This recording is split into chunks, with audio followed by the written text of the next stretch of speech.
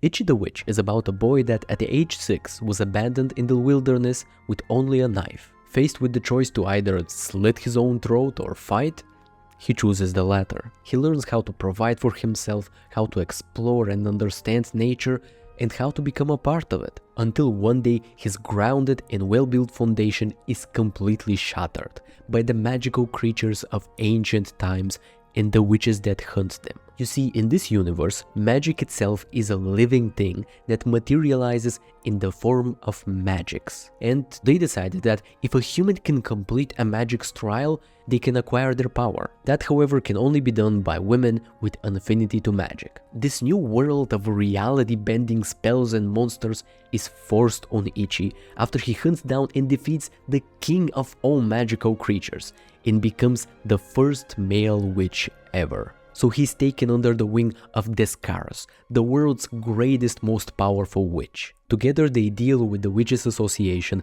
get new companions, travel the world, learn ancient secrets, and hunt down some of the most evil magics ever.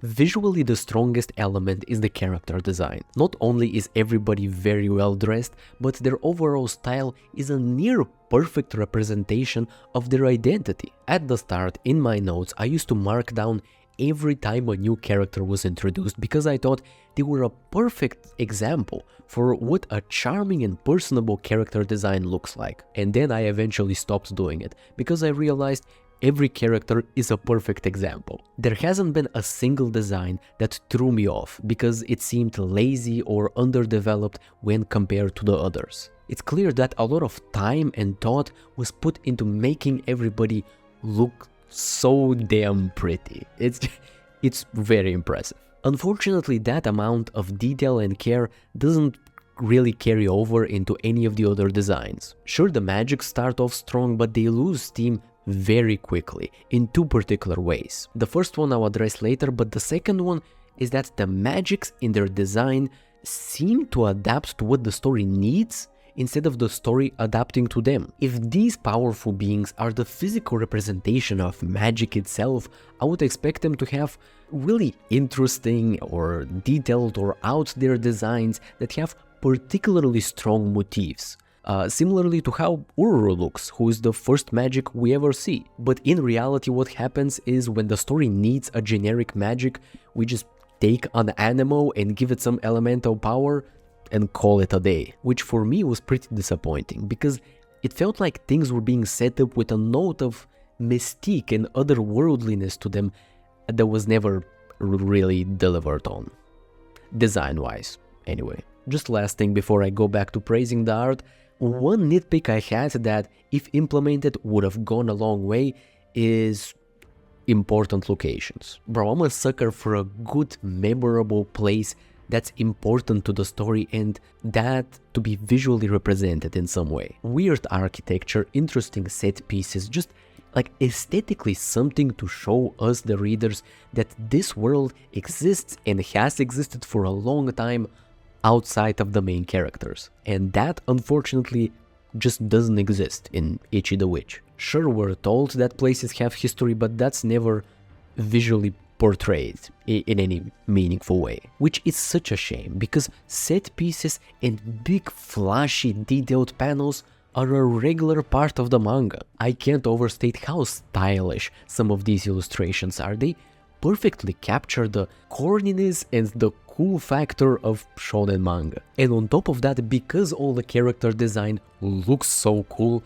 the art is elevated even more. So much so that I would say Ichi is the best looking manga out of its contemporaries. There is this new class of semi-established Shonen Jump titles, and in my opinion, this one has the best highlights out of all of them. I mean, maybe Ultimate Exorcist Kyoshi comes kind of close, but like the two titles have very key differences, and definitely the sheer spectacle in Ichi just wins over. Now the problem is that this style, like any other style under the sun, has its drawbacks, and it just so happened that the weak point here is the fighting. I know it's unfair to compare every fight sequence in every manga ever to Dandadan and Baki. But if we do compare them, the flow of the battles feels kinda flat. What happens in most fights is that the action is portrayed in a very matter-of-fact way until we get a big flashy panel that shows us some sort of spectacle. And then either the fight ends or we get back to the more stripped battling until we get to another big flashy panel. And that's completely okay if that's the vibe we're going with. I'm only mentioning this not as a critique necessarily, but more so to like highlight what's the actual dynamic of the art. Because everywhere I've looked online, I see two opinions, that the art is absolutely nothing special and that the art is the best thing under the sun. And I think the reality is clearly the art has some very impressive strengths and some not so impressive weaknesses. Having an aloof main character in your shonen is a tried and true tradition in the genre. And as time has gone on, I've grown tired of the trope and I've started tolerating it instead of enjoying it. In this title, I never even connected the dots that Ichi fits this archetype to a T before I started writing the script, because he's so well made to fit thematically with the story structure. What I mean by that is, like, when we ask ourselves, who is Ichi? What's the answer? Well, he's a social outcast that spent most of his conscious life foraging and fishing and hunting and aligning himself to the tune of nature. So it makes perfect sense why is he so clueless and unexperienced with the most facets of life, why he's unable to conform to basic etiquette and not like cause chaos around him all the time. Because not only is he forced to engage with civil society in all of its absurd aspects, but he's also forced to learn, adapt to, and use magic, which fundamentally defines nature, the only thing Ichi has known all his life. This contrast is really well highlighted in the first few arcs. During them, Ichi is always doing weird things and butting heads with the newly introduced to him concepts regarding the people and the world around him. A really good example for this is his passion for life and his vigorous enthusiasm for things he's interested in, that again at the start kind of frightens everybody around him. That's because his personality isn't formed by reality bending tragedies or like a shitty family. Instead, it's formed by hunting rabbits and foraging for mushrooms. He's just a simple man who's used to grabbing everything life offers to him. It's incredibly impressive how that's woven into the story and how it breathes new life into this decrepit archetype. So much so that it almost doesn't seem like it, even though it clearly is. I just love how well Ichi is done, and I feel like the manga doesn't get enough recognition for why that's the case. Now the issue is that by a long shot, he's the most polished character in the manga. Unfortunately, very little of the grace and care that was put into him extends to the other characters. Please put down the villas and the torches. I swear, I love Goku, I fuck with Komugi, and I would pretty much throw away my life for this Karas without even thinking about it. But that doesn't change the fact that they're all pretty shallow. And unlike Ichi, they don't have an excuse. Does that mean they're bad? No, they just don't have depth, and that's okay. It's just that comparing how Ichi's existence is so intuitive in the narrative to everybody else, it just leaves me with the feeling of a missed opportunity. Because clearly the manga can weave nuanced themes into the story using its characters as a medium, it just does that once and never again. But even accepting the shallowness of the characters for what it is, I can still, and I have in the past, enjoyed stories where we don't dive into the inner workings of every single character, so for me that's not a prerequisite for a good manga. In fact, I can enjoy stories with simple characters because if they're written well, when those simple personalities and the ideas they carry clash with each other, complexity is born out of that conflict. So that leaves us with the question, is the story well written? And the answer is it's decent. At its core, it's just a generic shonen manga. Simple bad guys doing simple evil things, and our simple good guys fighting them and winning through grit and determination. Now, on its own, I have no issue with that. However, at the start of the manga, the world that was presented to us felt way bigger than that and filled with way more interesting things than what has been shown to us for the past 60-something chapters since then. Let's take the Witches Association, for example. The keepers, the authority of all things magical, doesn't exist beyond giving the main cast missions to go on.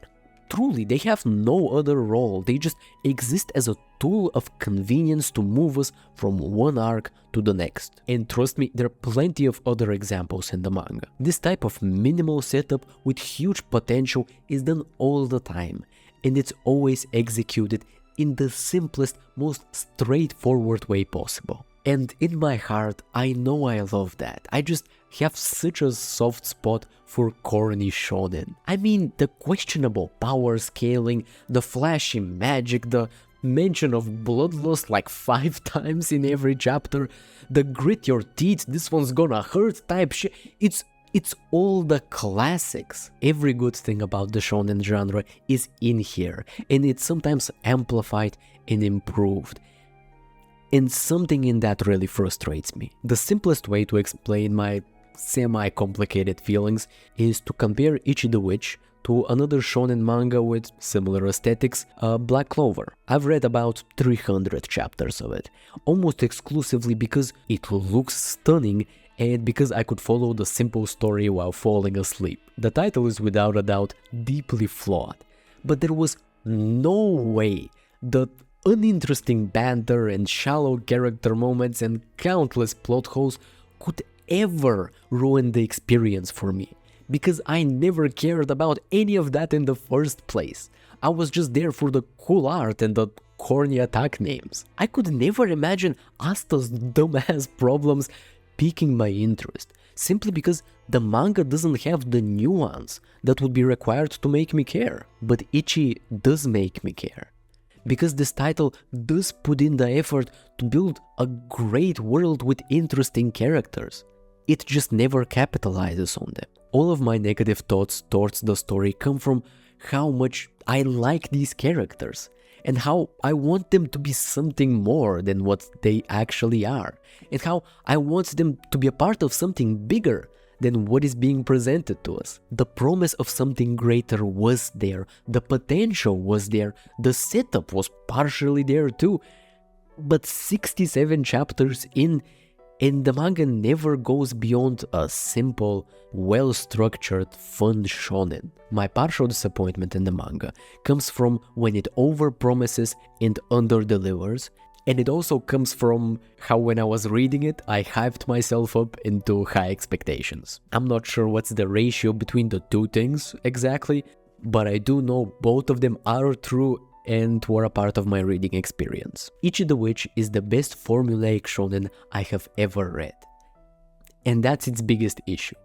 And because of that, I highly doubt, even after a lot more chapters come out and after it finishes, it will ever get past a decent 7.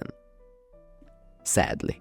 The next manga I'll be reviewing is Leviathan, a sci-fi thriller about 3 space scavengers looting an abandoned spaceship where a lot of bad things happened. The last 2 reviews, and arguably this one as well, were a nice, pleasant manga, and now I want to read something weird and out there, so if you do too, then hop on it and read it before the review comes out. Subscribe to the newsletter, join the Discord.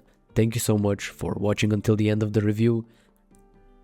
I got a cool ass fish in my cool ass aquarium now. I'm not sure was he like visible during the video, but he's in there, bro. He's cool as fuck too. I'm out.